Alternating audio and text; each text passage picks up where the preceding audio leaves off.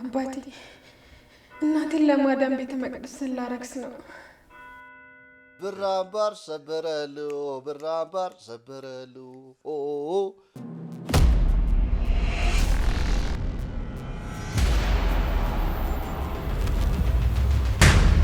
አሉ የተባሉ ድንግሎችን የምታድን ልጅ እሷ ነች።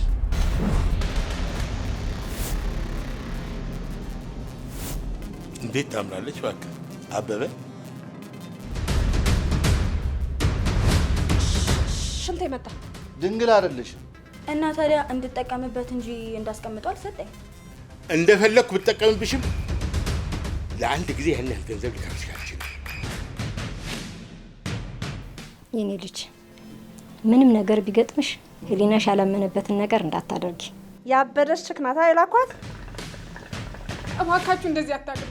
እኔ ከአባትሽ ሌላው እንዳላቀ። ምን ሆነሽ ነው የምታለቅሽው? አቦ እንዴ እኛም እንድንጸጸት አታድርጊና። የሆነች ዋጋ ደውልልኝ።